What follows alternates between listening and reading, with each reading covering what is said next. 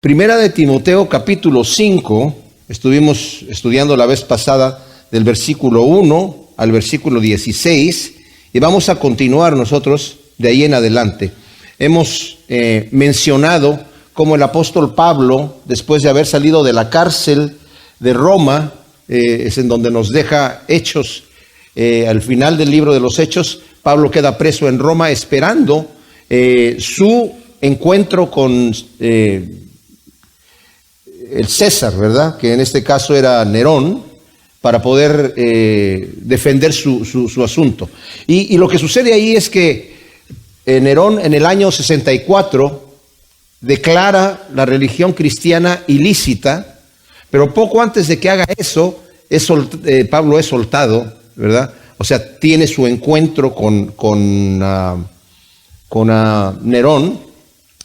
Dije la vez pasada, según la tradición, no está escrito en la historia, según la tradición, tuvo la oportunidad de compartir el evangelio con Nerón, porque Pablo siempre tenía la costumbre de cuando estaba en algún momento compartiendo, cuando estaba delante de Poncio Festo, mientras estaba con Agripa, o sea, cada vez que tuvo la oportunidad de llegar a defender su situación o a presentarse delante de alguna autoridad, compartía el evangelio. El Señor les había dicho a sus discípulos: yo los voy a llevar a ustedes delante de autoridades, de gobernantes, y en ese momento, cuando ustedes estén ahí, no piensen en lo que tengan que decir, porque en ese momento les va a ser dada palabra. Entonces, Pablo, con esta idea, ¿verdad?, aprovechaba cada vez que tenía la oportunidad. Ojalá que todos fuésemos así como el apóstol Pablo.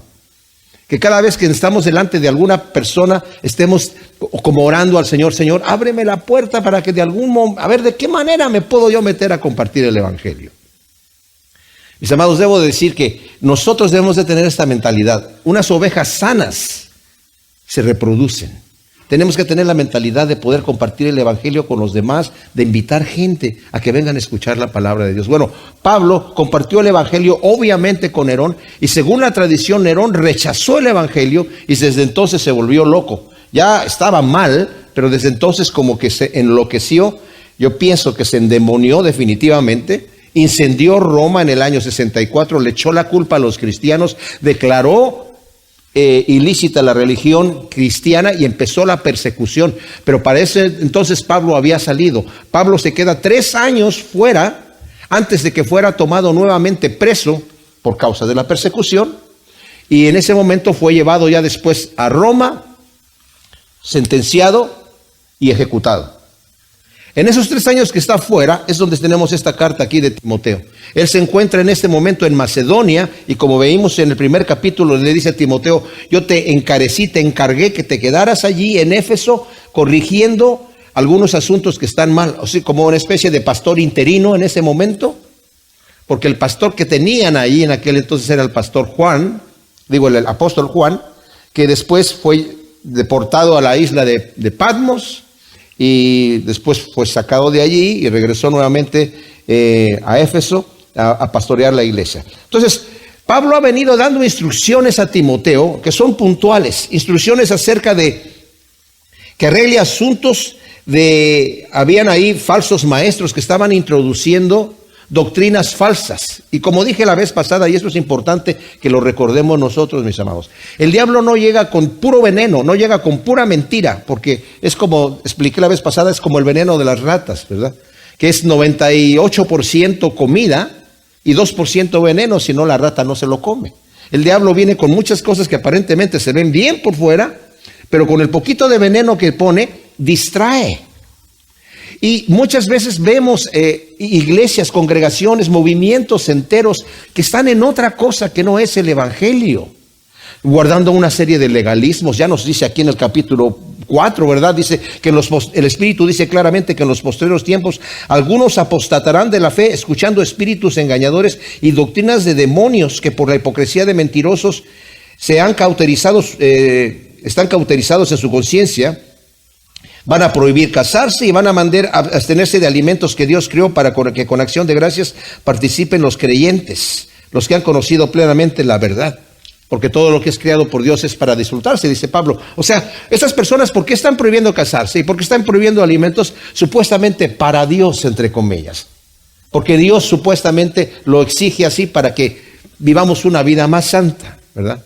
Entonces, estas personas de las cuales había estado hablando en el capítulo 1, Pablo, habían metido doctrinas en donde se estaban desviando con fábulas, y fábulas que mezclaban algo de fábulas judías, que supuestamente alguien vio, que creyó, que inventaron, juntamente con genealogías que se inventaron ellos. Y dice Pablo, nos dice en el versículo 5 del capítulo 1, y esto es importante, clave, el propósito de este mandamiento. ¿De cuál mandamiento? De que pares a esas personas que están hablando de cosas que no importan, es el amor nacido de un corazón puro y de buena conciencia y de una fe no fingida. Eso es lo que es el verdadero evangelio. Necesitamos el amor nacido de una buena conciencia. Es un amor puro, nacido de una buena conciencia, de una fe no fingida, ¿verdad? De una conciencia limpia, de una fe verdadera. El fruto que Dios anda buscando en nuestra vida es el amor. No tanto las obras que yo voy a hacer y las fábulas que yo voy a creer o estas situaciones. Dice, es más, Timoteo dice, no te metas en esas discusiones que crean contiendas. Eso no es lo que es el evangelio. Y mucha gente a veces viene a la iglesia y no le gusta, porque lo que está escuchando, lo que está viendo, lo que está viviendo, no es el evangelio. El evangelio es el amor. Es el compañerismo, es la coinonía. Y cuando tenemos esa amistad, cuando tenemos hay una anticipación en nosotros para venir y tener esa comunión, porque andamos buscando eso, ¿verdad? Y el Señor nos lo da a nosotros abiertamente. Entonces, les ha dicho acerca de eso, y luego Pablo habla acerca de su propio ministerio, al final del capítulo 1. Luego en el capítulo 2 nos habla acerca de la oración, de la adoración, ¿verdad? Cómo debe manejarse en sí lo que sucede en la iglesia, qué es lo que tienen que estar haciendo las mujeres, qué es lo que tienen que estar haciendo los hombres y cómo debe llevarse a cabo la adoración, ¿verdad? En la iglesia. El capítulo 3 nos da los requisitos que tienen que tener los ancianos, los que desean un trabajo de supervisores. En aquel entonces, como expliqué la vez pasada, había varios pastores en la iglesia. Obviamente había siempre alguien que era como principal, pero había varios pastores que estaban en comunión, no solamente siendo responsables y transparentes los unos con los otros, pero a la vez guardándose de tener una buena y sana doctrina, que estén compartiendo y de alguna manera pastoreando el evangelio entre todos. Debo decir entre paréntesis aquí, mis hermanos, que no hay un pastor en una iglesia que pueda hacerlo todo. El Señor no levantó un superhombre y las ovejitas. Yo conozco ministerios que tienen su organigrama hecho de esa manera.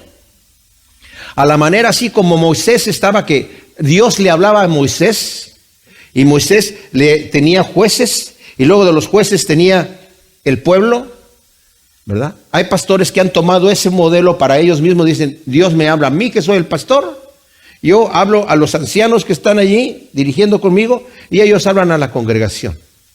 Bueno, en la forma que estaba la iglesia en el Antiguo Testamento había varios pastores que estaban de cierta manera al mismo nivel para poderse estar observando los unos a los otros y que pudiera haber un momento de transparencia, decir, oye, brother, está mal lo que estás haciendo, tienes que corregirlo. No había un jefe que decía, no, es que a mí me habla Dios y a mí nadie más me dice nada más. Eso puede, si el hombre es un gran hombre de Dios, qué bonito, pero si no, puede desviarse en una situación bastante terrible, ¿no? Entonces, aquí nos está hablando acerca de los que anhelan este ministerio de obispado, o presbíteros, de ser ancianos, de ser líderes, de ser pastores. Todo es lo mismo en este caso. De los diáconos, que son los servidores. Nos habla del misterio de la piedad, ¿verdad? Lo que es en sí el evangelio. Y luego nos habla en el capítulo 4, lo vimos ya también, acerca de los falsos que el Espíritu Santo desde hace tiempo nos ha venido diciendo que van a venir falsos maestros que van a introducir herejías destructoras, doctrinas de demonios, ¿verdad? Y luego nos habla acerca de cómo debe ser el buen ministro del Mesías. Y aquí ya se mete no solamente Pablo a indicarle a Timoteo las instrucciones que él tiene que darle a los que quieren servir y cómo deben ser qué actitud deben de tener en su corazón para servir. Pero le advierte muchísimas veces, Timoteo, pero tú, cuídate a ti mismo. No creas que solamente puedes dar el mensaje de tu boca para afuera para aquellos que están allá. Tú tienes que estar verificando, chequeando en tú mismo cómo estás viviendo.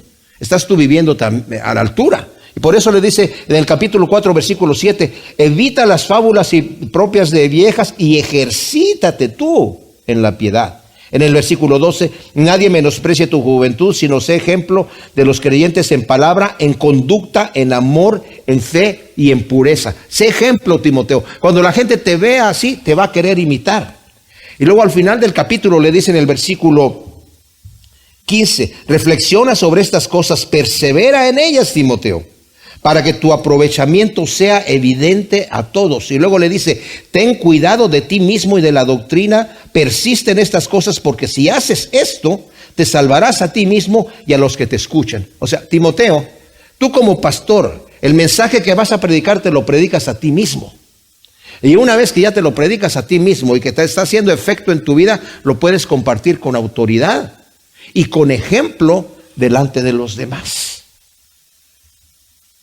Más adelante le va a decir, por ejemplo, en el capítulo 4 de la segunda de Timoteo, requiérote solemnemente en presencia de Dios y de Jesús el Mesías, destinado a juzgar a los vivos y a los muertos en su aparición y en su reino. Predica la palabra, insta a tiempo y fuera de tiempo, redarguye, exhorta, reprende con toda paciencia y doctrina. Pero no solamente le dice, haz esto para con otras personas. En el versículo 5 dice, pero tú sé sobrio en todo, soporta los sufrimientos, haz obra de evangelista, cumple tu ministerio. O sea, Timoteo, tú tienes un mandato delante de Dios y te lo estoy encargando delante del Dios Padre y del Señor Jesucristo. Aquí también le va a hacer un encargo delante de Dios serio a Timoteo. Y el tema que estamos viendo aquí es acerca de los líderes, y en este caso líderes que son ancianos, líderes que son pastores, que se dedican a la obra del Señor. Y vamos a ver aquí, ya le dijo a Timoteo cómo debe de, en la primera parte del capítulo 5, cómo debe de tratar a los diferentes creyentes. Dice, a los ancianos no los reprendas, sino exhórtalos como a un padre, a las ancianas como una madre, a los jóvenes como si fueran tus hermanos, y a las mujeres jóvenes con mucha pureza, con mucho respeto, también como si fueran tus hermanas. Va a llegar el momento en donde tú vas a tener que reprender a algunos creyentes. Tienes que hacerlo con mucho amor, con mucho respeto y con mucha pureza. Y después tratamos el tema de las viudas. ¿Cómo debería de la iglesia en Éfeso en aquel entonces tratar este tema? Dijimos, y lo voy a repetir así brevemente a manera de resumen, que las instrucciones que están dadas aquí para las viudas no aplican en cierta manera a nuestra cultura hoy en día. Aplicaba a la cultura de Éfeso en aquel entonces. La iglesia sí tiene la obligación, tenemos la obligación de cuidar a los huérfanos y a las viudas, ¿verdad? Pero también dice Pablo, si ellos tienen parientes, que los parientes aprendan primero a cuidar a sus propias viudas, porque aquel cristiano que tiene parientes que son viudas o huérfanos en el caso también, y no tiene cuidado de ellos, es peor que un incrédulo, porque los incrédulos en esa época cuidaban a su familia. Es más, era una obligación legal de parte del gobierno, de la institución romana, cuidar a su familia, ¿verdad? Y también vimos que el gobierno protegía a las viudas con el sistema de las dotes, ¿verdad? Que era obligatorio en aquel entonces. Entonces, dejando el tema de las viudas, ahora vamos a pasar al versículo 17. Y vamos a ver en estos dos primeros versículos que están aquí, que es el 17 y 18, en donde el tema que está hablando aquí el apóstol Pablo acerca de los ancianos, que están dedicados al trabajo del evangelio, específicamente aquellos que han dedicado su tiempo completo para dedicarse al estudio de la palabra de Dios, a la oración, a la enseñanza de la congregación, o sea, dedicarse su tiempo completo a los pastores. Y debo decir que para mí es un poco incómodo tocar este tema, ¿verdad? Porque se habla de dinero y en nuestra congregación no hablamos de dinero casi nunca. Solamente hablamos de dinero porque está en el texto. Y como ustedes saben, vamos nosotros estudiando la Escritura versículo por versículo y capítulo por capítulo, y así no nos brincamos ninguna cosa. Y muchas veces cuando se habla de dinero en una iglesia, ha habido abusos. Gente que viene tal vez por primera vez y empieza a escuchar que están hablando de dinero. Eso es todo lo que hablan aquí. ya van a empezar a pedir. ¿O qué es lo que sucede? Hay problemas económicos y por eso van a hablar de dinero. Y yo conozco congregaciones en donde se toman para recoger la ofrenda una predicacioncita cortita que es de la misma longitud de tiempo que la predicación normal, ¿verdad? Para que la gente cuando venga a ofrendar ofrende bonito y no vaya con la mentalidad de solamente lo que traía ahí sino y yo entiendo que a veces en nuestra cultura hispana, ¿verdad? Crecimos así de que pasaba la limosna y llegábamos y las monedas más chiquitas que encontrábamos ahí, clink, clink, ya estaba listo, ¿verdad? Una vez escuché que acá en Estados Unidos, en una iglesia, entró un indio americano, ¿verdad? No sé de qué tribu era, pero ya pasaron la charolita, ¿verdad? La gente estaba poniendo en la charolita sus billetes y sus monedas, y el indio le dijo, más abajo, por favor. Y se la bajaron un poquito más abajo, más abajo todavía, hasta que ya por fin la pusieron en el piso, y el tipo se subió a la charola, o sea, como diciendo, me entrego completo al Señor, ¿verdad? Todo lo que soy, todo lo que tengo. Y vemos también a la viuda, del ejemplo que nos da el Señor ahí, ¿verdad? Una viuda que normalmente no tenía nada. Y podía decir, no tengo absolutamente nada, Señor, solamente tengo dos de estas dos moneditas que no sirven ni siquiera para comprarme una galleta. Pero la ofrendó al Señor. Y el Señor dijo, ven a esa mujer que tiró esas dos blancas ahí, que no valía ni un centavo. Dio más que todos, porque todos dan de lo que les sobra, ella dio todo su sustento. Yo les aseguro, mis amados, que esa mujer no se fue a su casa con hambre. El Señor le proveyó, porque la promesa está allí. En el libro de Malaquías, el Señor dice, ustedes me han robado. Dice, y dicen ustedes, ¿en qué te hemos robado? Dice, no han traído sus diezmos y sus ofrendas a la iglesia. Dios no necesita dinero. Dios no necesita dinero. Dice, ¿qué me pueden dar ustedes a mí? Yo creé todas las cosas. Todo es mío. Nosotros necesitamos de Él. Pero Él ha establecido que la iglesia se sostenga con donaciones nuestras. Cuando reconocemos que Dios es nuestro proveedor, yo digo, Señor, de lo mucho que tú me has dado, yo voy a entregarte a ti una porción, ¿verdad? Él lo ha establecido de esa manera porque Dios sabe nuestro corazón, que es egoísta. Queremos para nosotros y para mí. Yo la primera vez que leí ese versículo, es más bienaventurado dar que recibir, que se traduce, te va a dar más felicidad dar que recibir. Dije yo, $1, que dé $1, que recibir $1, aquí está el dólar, no hay problema. ¿Necesitas $1? Aquí está. $10. Ok, aquí están $10 si los necesitas. $100. Espérate un momentito. Bueno, si es un caso así ya extremo que digo, oye, no, realmente, aquí están $100. Dios te bendiga. Dios te bendiga. No te quiero volver a ver, pero Dios te bendiga. $1,000. No. ¿Qué? ¿Yo dar $1,000 o que me den a mí $1,000? ¿Me voy a sentir más gozo? No sé. $10,000. Ahí sí ya se brincó la línea, ¿verdad? Es cuando es poquito. No lo creemos. Pero en el tiempo cuando estaban haciendo el tabernáculo de reunión, y Moisés pidió que trajeran ofrendas de oro, de plata, de piedras preciosas, de cosas costosas para hacer el tabernáculo, la gente trajo con abundancia, que tuvo que decir por primera vez en la historia de la humanidad. El que pedía la ofrenda, ya no traigan más, por favor. Yo nunca he escuchado eso en ninguna iglesia. He viajado mucho. Que diga el pastor, por favor, ya, o sea, ya no tenemos ni dónde meter el dinero, por favor. ¿Por qué? Porque había en el corazón de la gente el deseo de entregarle al Señor lo que es suyo. Entonces dice aquí, los ancianos que guían apropiadamente sean tenidos por doble honra, especialmente los que trabajan arduamente en la palabra y en la enseñanza. Porque la Escritura dice, no pondrás bozal al buey que trilla, y digno es el obrero de su salario. O sea, los ancianos, había varios pastores, como dije, en la iglesia. Pero dice aquí a los que guían, a los que gobiernan apropiadamente, ya que seguramente todos no lo hacían así. Ahora, los pastores deben son responsables ante Dios del cuidado y crecimiento de la iglesia que está a su cargo. En Hebreos 13:17 dice: sométanse a sus pastores, porque ellos son los que van a dar cuenta de su ministerio de la iglesia delante de Dios. Mis amados, esto es tremendo. Miren, cuando alguien está en una prueba en la escuela, ¿verdad? Pasa la prueba y ya, la prueba se acabó. Y ahora ya terminé la prueba y ya pasé la prueba. Cuando uno está haciendo una prueba para registrarse en algún trabajo, ya pasó la prueba, se registró en el trabajo y hizo lo que tenía que hacer de admisión, ya pasó eso y ahora sigue trabajando, pero ya pasó el momento duro. Aquí en el ministerio es primero el trabajo y la prueba viene al final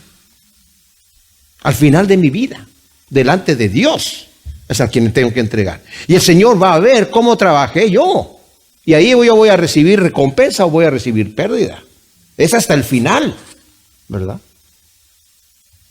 Entonces los pastores, como dije, deben de gobernar no de acuerdo a sus conocimientos empresariales o guiando por su personalidad, sino siguiendo las instrucciones de la palabra de Dios. Es un error, aunque yo tenga experiencia en los negocios, no puedo meter esas experiencias empresariales dentro de la iglesia porque la iglesia no es una empresa. Todo lo que yo necesito saber acerca de cualquier cosa de mi vida o del manejo de la iglesia está en este libro. Absolutamente todo. Y el pastor que gobierna la iglesia tiene que tener una visión de acuerdo a lo que dice la palabra de Dios. Aquí está el manual. No necesitamos más cosas. Hay iglesias que se rigen como corporaciones seculares. Error. Aquí está todo como debe ser. Por eso estamos leyendo ahora y estamos diciendo, wow, esto lo está tocando aquí el apóstol Pablo, ¿verdad? De una forma específica. Dice aquí, sean tenidos por dignos de doble honor. ¿Qué significa esto? La palabra es timé, honor.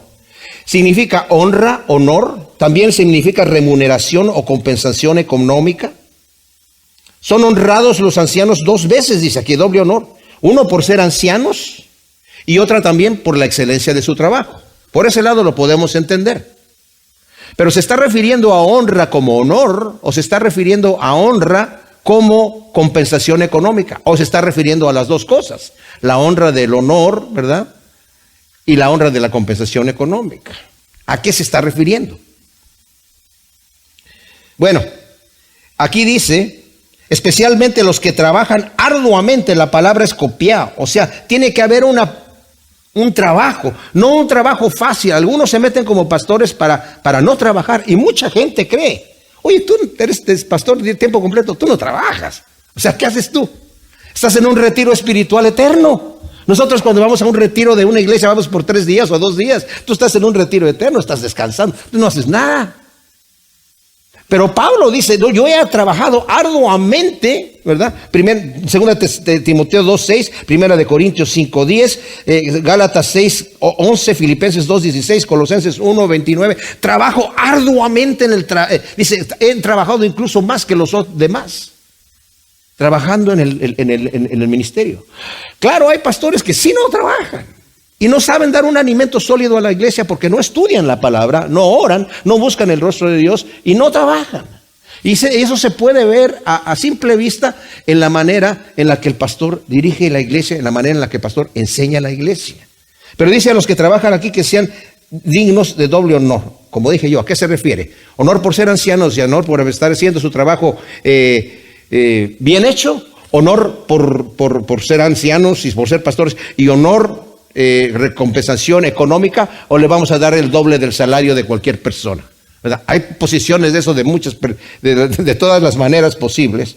Pero este trabajo, mis amados, es un trabajo pues fuerte, duro, y dice aquí la razón por la que podemos ver que sí se está incluyendo dentro del doble honor, que puede ser, no me imagino yo que es doble salario, el honor de ser pastor, de ser anciano, y el honor de ser digno de un salario por cuanto está trabajando. Ese es su trabajo. Y por eso dice aquí, porque la escritura dice, no pondrás bozal al buey que trilla, y digno es el obrero de su salario. Donde dice, no pondrás bozal al buey que trilla, si ustedes van a Deuteronomio 25, está dando el Señor diferentes instrucciones acerca de varias cosas, y de repente de la nada sale este versículo, no pondrás bozal al buey que trilla. ¿Qué significa qué? Mira, En aquel entonces tenían a esos animales que andaban dando vueltas y estaban separando el trigo de la paja, ¿verdad? Rodándolos con unas piedras y con esas cosas. Y dice, no le pongas bozal, déjalo comer algunos granos de lo que está tomando ahí. Los paganos no hacían eso, ellos sí le ponían bozal al pobre buey, de manera que si quería comer no podía. Dice, para que cuando la gente que no conocen a Dios digan, oye, pues ustedes ¿por qué no le ponen bozal al buey? Porque nuestro Dios es un Dios bueno, que cuida a su criatura, ¿verdad? Y van a dar testimonio de la bondad de Dios. Y el Señor dice, no le pongas bozal al buey que trilla. Pablo lo utiliza en 1 Corintios 9, del 7 al 14, y da toda una redacción allí, ¿verdad? Acerca de por qué él dice, somos dignos nosotros, que no tenemos derecho, dice, a comer de lo material nosotros si les estamos dando el alimento espiritual. Claro que Pablo utiliza ese argumento para decir, pero yo no he tomado de ese beneficio. O sea, Pablo cuando estaba ministrando una congregación no recibía dinero de esa congregación. Si le enviaban dinero de otra congregación, lo recibía de afuera, pero no de la congregación que estaba ministrando. Eso lo hace Pablo, ¿verdad? Y el obrero es digno de su salario. El Señor lo dijo en Mateo 10:10 cuando envió a sus discípulos de 2 en 2 diciendo, no lleven dinero, no lleven alforja, no lleven nada.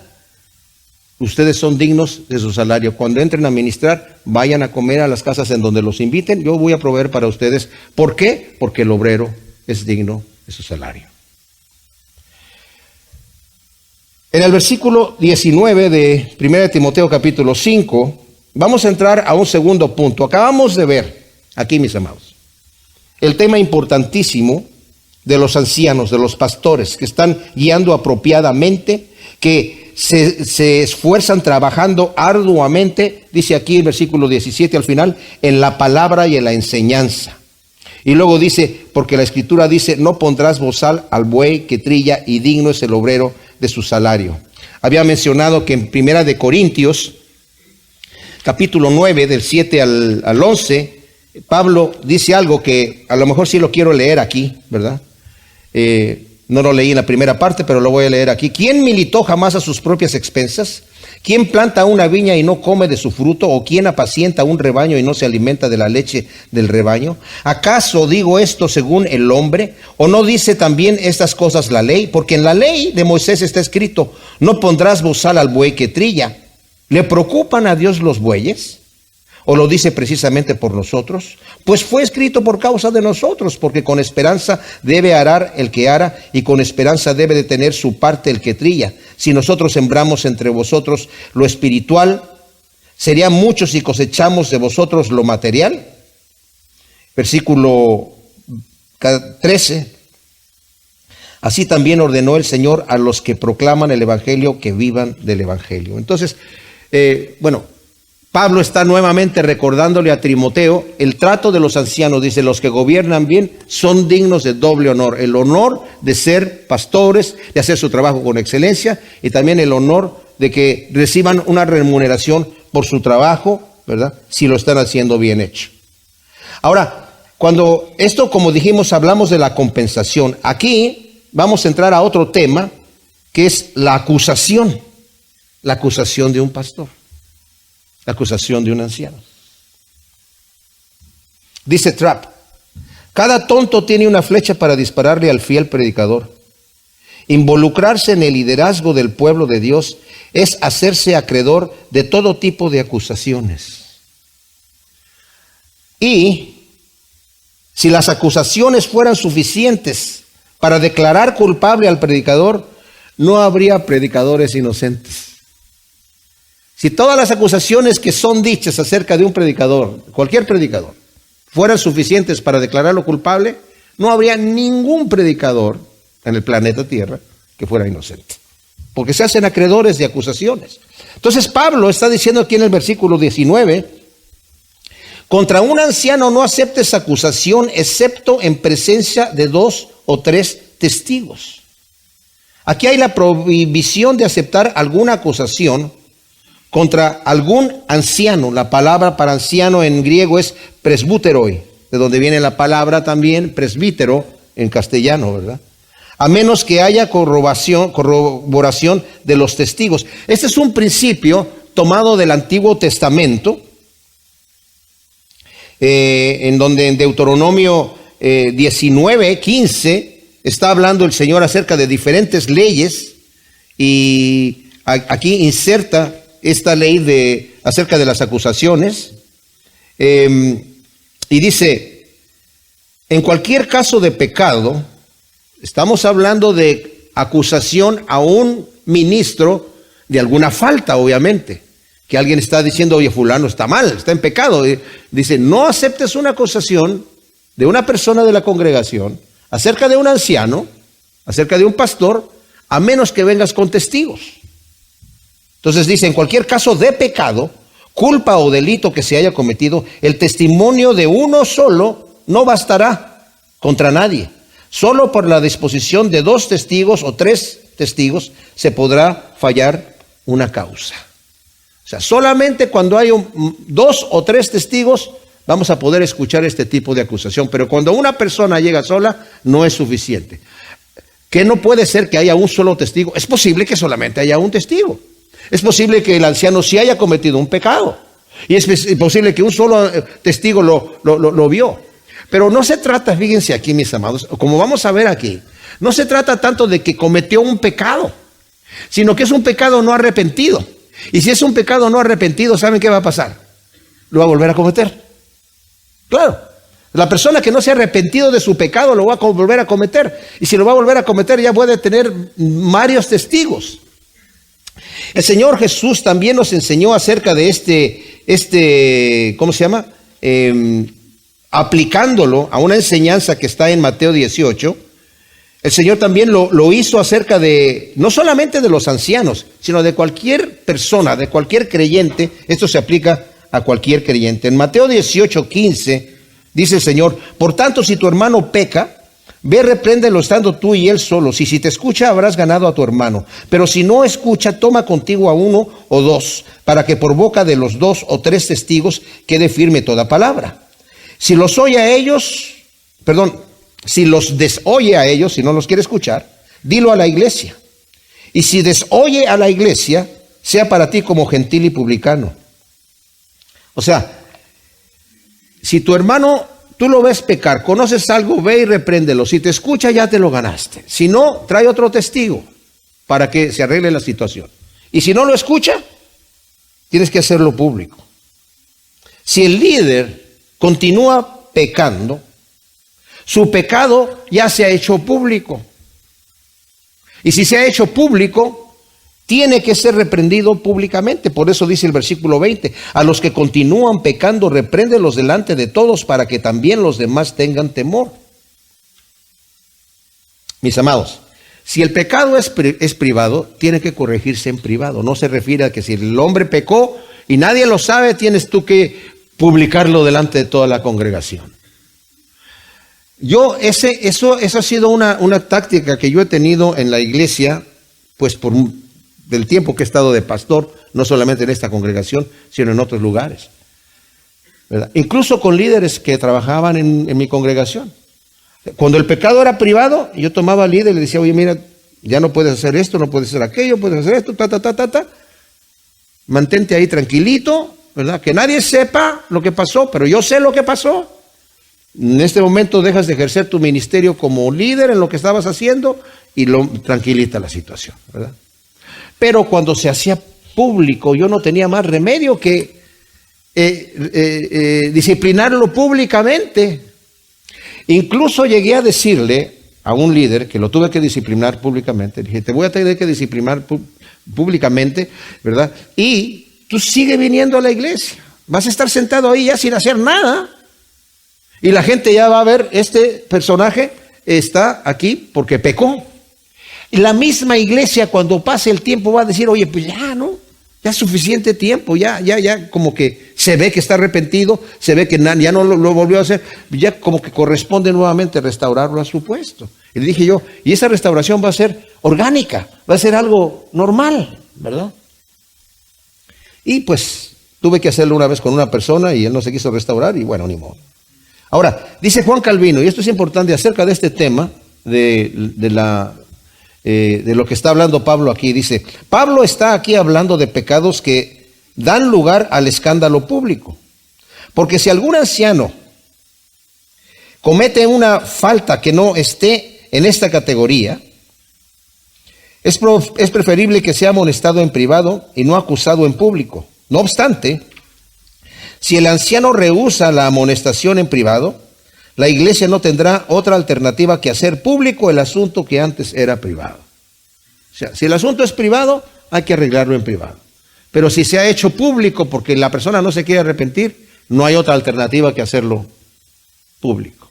Y en el caso que el Señor Jesucristo nos habla en Mateo 18, es en el caso de donde la persona no se quiere arrepentir y es rebelde. Y hemos tenido en una ocasión, no voy a mencionar nombres, que públicamente decir, la tal persona ya no es bienvenida aquí, no es cristiano, ¿verdad? Está en rebelión y, o sea, no le podemos cerrar la puerta a nadie aquí, porque este es un lugar público, pero ya como dice la Escritura, tómalo como gentil y publicano, o sea, no lo consideres ya parte de la iglesia, ¿verdad?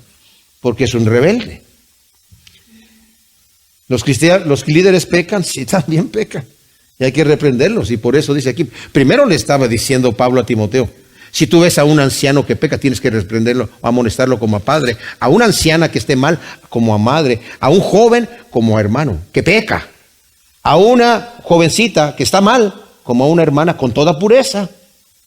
Y luego está hablando acerca de los ancianos que trabajan bien, dice, y si un anciano peca, también hay que amonestarlo. Y aquí ya como que se mete en esta porción aquí, más a fondo de lo que había dicho al principio del capítulo 5. Cuando ves a un anciano, ya, amonéstalo como a padre. Pero, si lo amonestas como a padre y él no quiere escuchar, tráete a 2 testigos. Y ahora no lo vas a insultar, todavía lo vas a amonestar como a padre. Y si los testigos no lo entienden, entonces delante de la iglesia, todavía con respeto y amor, pero ya con una disciplina pues un poco más severa. El pecado entre los líderes en las iglesias no debe ocultarse o disimularse. Debe ser reprendido públicamente. Y dice aquí, ¿qué dice aquí? Tiene que reprenderse delante de todos para que también los demás tengan temor y no hagan lo mismo. La disciplina, mis amados, de reprender públicamente al que continúa pecando, no es solamente punitiva, o sea, para castigar, sino correctiva y con un propósito. Y el propósito es para que los demás teman y no hagan lo mismo. Hay un tema en Deuteronomio 13 que es muy fuerte, en donde el Señor está hablando acerca de los que quieren incitar a sus parientes a rebelarse contra Dios y buscar otros dioses ajenos, que ya vimos el terrible daño que le hizo eso a Israel y terminó destruyendo la nación. Dice en el versículo 6 del capítulo 13 de Deuteronomio, si tu hermano, el hijo de tu propia madre, o tu hijo o tu hija, o la mujer que amas, o tu amigo entrañable, te llega a incitar en secreto diciendo, vamos y sirvamos a otros dioses que no conociste ni tú ni tus padres, los de los pueblos que te rodean, cercanos o lejanos de ti, de un extremo de la tierra al otro, no cederás ni lo escucharás, ni tu ojo tendrá compasión de él, ni lo perdonarás ni lo encubrirás, sino que ciertamente lo matarás. ¡Wow! ¡Wow! Tu mano será la primera contra él para hacerlo morir y después la mano de todo el pueblo. A pedradas lo lapidarás hasta la muerte, porque él procuró extraviarte de Yahvé tu Dios, que te sacó de la tierra de Egipto, de la casa de servidumbre. Fíjense el versículo 11 dice, entonces todo Israel oirá y temerá y nunca se volverá a hacer semejante mal en medio de ti. O sea, en este caso el castigo público sirve para que los demás temamos y digamos, wow, ¿verdad? Dios está hablando en serio en esta situación. Pero mis hermanos, desafortunadamente, si el tema del soporte económico del pastor se ha descuidado muchísimo en la iglesia, el tema de la disciplina se ha descuidado más que nada. Y vemos en situaciones en donde cayó el ministro en pecado y lo que van a hacer es mandarlo a otra ciudad. ¿Qué pasó? Su mamá se sentía enferma y la tuvo que ir a atender y lo mueven de aquí para allá y de allá para acá, pero no hay una disciplina delante de la gente, porque se creen más santos que Dios. Cuando en el Antiguo Testamento decía al que y fue una ley que el Señor le dio inmediatamente a Noé, el Señor. Dice, el que mate tiene que morir muerto por la mano del hombre. El que asesine tiene que morir muerto por la mano del hombre para que los demás teman. Y el problema que sucede con nuestras leyes hoy, que gente que dice, ay no, pero pobrecitos, ¿y por qué no mejor no como que la silla eléctrica? No, ¿cómo eso? No. O muerte por una inyección letal. No. Mejor meterlo a una institución correctiva y para corregirlo. No seamos tan malvados. Entonces la gente no teme, ¿verdad? Bueno, ese es otro tema, pero ahí lo dejo. Y luego dice aquí en el versículo 21, te encargo solemnemente delante de Dios, de Jesús el Mesías y de los ángeles escogidos que obedezcas estas normas sin prejuicio, no haciendo nada más con parcialidad, ¿verdad?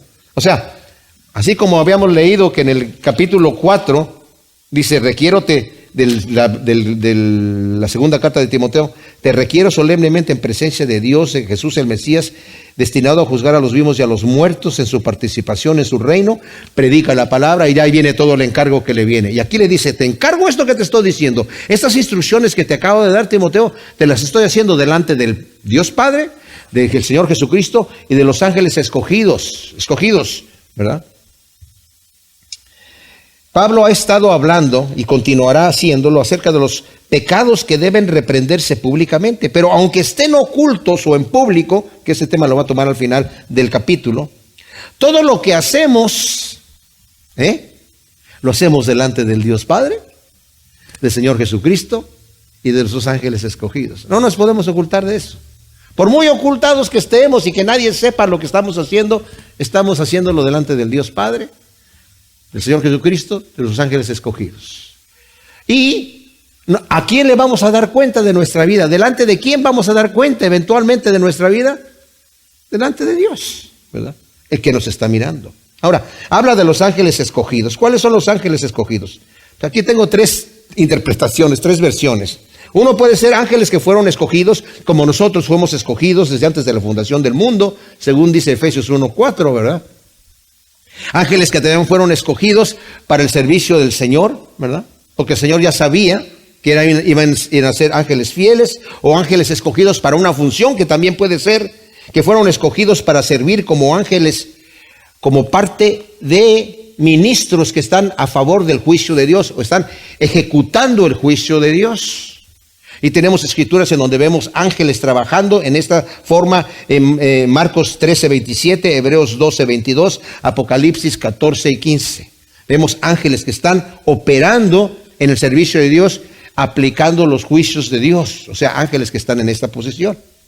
Pero en contraste con estos ángeles escogidos, tenemos los ángeles que pecaron abandonando su dignidad y el lugar de honor que Dios les había dado y están reservados, según nos dice Judas, versículo 6, reservados en prisiones de oscuridad, esperando el juicio del gran día. O sea, a diferencia de esos ángeles que pecaron y están reservados, están estos otros ángeles escogidos, delante de quienes, juntamente con el Señor Jesucristo y Dios Padre, estamos nosotros operando en nuestra vida y estamos o viviendo agradando a Dios o viviendo en pecado, ¿verdad? Entonces Pablo le advierte a Timoteo que debe aplicar estas normas sin prejuicios, ni parcialidad o favoritismo, ¿verdad? Los sentimientos, amistades o favoritismos impedirán una disciplina en la iglesia justa. Cuando nos hacemos muy amigos, ¿verdad? Y de repente el que pecó fue mi muy amigo o mi pariente, ay, no, no se puede aplicar. Pero está diciéndole aquí, te estoy encareciendo delante del Padre, delante del Señor Jesucristo y de sus ángeles escogidos. Opera todas estas cosas sin prejuicios, que alguien que te caiga mal, sin parcialidad, alguien que te caiga bien. Entramos al tercer tema, que es el tema de la ordenación, versículo 22. No impongas las manos con ligereza ni te hagas partícipe de pecados ajenos, consérvate puro. Pablo le manda a Timoteo no imponer las manos a nadie apresuradamente con ligereza. Ahora, esta cosa de imponer las manos era una señal de ordenación para algún ministro. Aquí en el capítulo 4, versículo 14, le dice Pablo a Timoteo, no descuides el don que hay en ti, que te fue dado por medio de profecía con imposición de las manos del presbiterio. En la segunda carta de Timoteo, versículo 6 del capítulo 1, dice: por esta razón te recuerdo que avives el fuego del don de Dios que hay en ti por la imposición de mis manos. Al apóstol Pablo y a Bernabé, cuando los enviaron de misioneros, ¿verdad? En el capítulo 13 de Hechos, versículo 3, dice que los llamaron y después de mucha oración y ayuno, impusieron las manos sobre ellos y los enviaron como misioneros. Esta acción de poner las manos no es algo mágico, es una acción que determina simple y sencillamente una ordenación. Entonces lo que está diciéndole a Timoteo: ten cuidado de que no ordenes a nadie apresuradamente. No por la prisa de querer tener un liderazgo vayas a poner a la persona equivocada. Y luego dice: no te hagas partícipe de los pecados ajenos. O sea, muchos han cometido errores de ordenar a algunas personas a puestos de liderazgo en la iglesia sin investigar su testimonio, para que después tengan que ser destituidos con mucha vergüenza, tanto para el que es destituido como para el que lo tiene que destituir, ¿verdad? Entonces dice: no hagas eso, dice, no te hagas partícipe de pecados ajenos. ¿Qué quiere decir esto? Aquí Pablo le advierte a Timoteo que si ordena a alguien que por su vida pecaminosa no es apto para el ministerio, él, Timoteo, se hará partícipe de los pecados de aquel. No puede decir: ay, no es mi culpa. No, sí, es tu culpa. Tú lo ordenaste y tú eres culpable por haberlo puesto en ese puesto, sin haber hecho la investigación. Dice Donald Guthrie: demasiada prisa en las ordenaciones cristianas frecuentemente ha causado que hombres indignos hagan estragos en la causa de Cristo. Nuevamente Pablo, una vez que instruye a Timoteo acerca de corregir algún pecado que va en algún anciano, anciana o joven, y tener cuidado de no imponer las manos sobre alguien que no califique para el ministerio debido a su mala conducta, como ya lo ha hecho antes, ya se lo ha dicho antes, ¿verdad? Se les dice que se mantenga puro otra vez. Consérvate puro. Ten cuidado, no te metas a ordenar gente que no califica y que después tú seas el culpable y se te manche tu testimonio, porque no vas a poder decir: no, es que yo no sabía, no es mi culpa. Es tu culpa, debías haber sabido, debías haber hecho tu investigación. En otras palabras, no ordenación sin investigación, ¿verdad? Ahora, el versículo 23 es un versículo un poco controversial. Ya no bebas agua, sino usa un poco de vino por causa de tu estómago, de tus frecuentes enfermedades. Obviamente aquí es un paréntesis que está poniendo Pablo aquí. ¿Por qué inserta aquí este paréntesis? Es como un consejo personal que se le ocurrió tal vez mientras está escribiendo la carta y está pensando en Timoteo, que está enfermo, y está enfermo porque a lo mejor solamente decidió tomar solamente agua. Tal vez porque quería corregir una práctica de abstenerse totalmente del vino. Acaba de escribir Pablo en el capítulo 3, versículo 3, que los ancianos, ¿verdad? No adicto al vino, ni pendenciero, ni amable, ni apacible, que sea apacible, etcétera. Entonces dicen: no adicto al vino, entonces yo me voy a abstener completamente y voy a beber exclusivamente agua. Pero también, en este caso, pudo que haya sido perjudicial para Timoteo de hacerse tan asceta, de abstenerse de tantas cosas que dice Pablo. Pero entonces estás pecando de lo que yo dije en el versículo 1 del capítulo 4. El Espíritu dice claramente que en los posteros tiempos algunos se apostatarán de la fe, escuchando espíritus y engañadores y doctrinas de demonios, y por la hipocresía de mentirosos que, teniendo categorizadas la conciencia, prohibirán cansarse y mandarán abstenerse de alimentos que Dios crió. O sea, Timoteo, está bien, usa un poco de vino. Tú te enfermas mucho de eso, así que usa de un poco. Notemos que dice un poco de vino. Pablo aquí habla de vino como medicina, dice West, y no como bebida. Dice Juan Calvino acerca del vino, ¿verdad? Ahora, Proverbios, si quieren ahí anotarlo, la Biblia siempre que habla del vino lo hace con la advertencia del peligro del abuso. Proverbios 20 del 1 al 21, 23 del 29 al 35, y tenemos muchísimas otras escrituras en la Biblia que siempre que nos habla del vino nos los dice con advertencia del peligro del abuso. Dice Juan Calvino: cuán pocas personas hoy en día necesitan que se les prohíba tomar agua. En cambio, cuántas personas hay que necesitan que se les restrinja para que tomen vino sobriamente. Wow. Ahora el 24 y 25, para terminar, dice: los pecados de algunos hombres se hacen notorios antes del juicio, en tanto que a otros en verdad los van siguiendo. Asimismo, también las buenas obras son evidentes, y las que son diferentes no pueden ser escondidas. La Nueva Versión Internacional lo traduce así: los pecados de algunos son evidentes aún antes de ser investigados, mientras que los pecados de otros se descubren después. De igual manera son evidentes las buenas obras, y aunque estén ocultas, tarde o temprano se van a manifestar. Aquí, como dije, Pablo vuelve a tomar el tema de la ordenación en el ministerio. La importancia, mis amados, de esperar y reconocer a las personas que Dios ya ha escogido y las usa poderosamente en su obra. Eso es importante.